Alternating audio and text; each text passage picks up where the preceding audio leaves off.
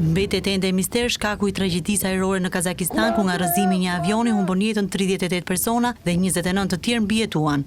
Avioni I Azerbaijan Airlines I linjës Baku-Grozni udhëzua paraditën e 25 dhjetorit në qytetin kazak Aktau, pasi bëri ulje të detyruar duke u larguar disa mile nga destinacioni, që ishte qyteti rus Grozni. Sipas informacioneve paraprake nga shërbimi I aviacionit rus, emergjenca u shkaktua nga përplasja me një tuf zogj. Por Euronews ka cituar mediat ruse që spekulojnë se avioni mund të jetë rrëzuar aksidentalisht, pasi muajin e kaluar Ukraina ka lëshuar drona atë zonë, ndërsa Rusia ka aktivizuar sistemin e mbrojtjes ajrore. Ndërkohë, Azerbajxhani njoftoi nisjen e një hetimi penal për rrëzimin e avionit me 67 pasagjer. Presidenti Ilham Aliyev udhëzoi qeverinë e tij që të ngrejë një komision për të hetuar shkakun e tragjedisë. Detyra e komisionit është të hetojë plotësisht çështjen, të shqyrtojë shkaqet e rrëzimit dhe të gjitha detajet e tij, dhe të sigurojë informacion si për mua ashtu edhe për publikun azerbaixhanas, tha Aliyev në një konferencë shtypi, duke shtuar se sipas informacioneve, avioni I linjës Baku-Grozni ndryshoi kurs drejt qytetit rus Aktau për shkak të përkeqësimit të kushteve të motit. Aliyev theksoi se çështja duhet të zbartet plotësisht, megjithse nuk la të kuptohet se cilat ishin dyshimet e qeverisë së tij rreth shkakut të ngjarjes.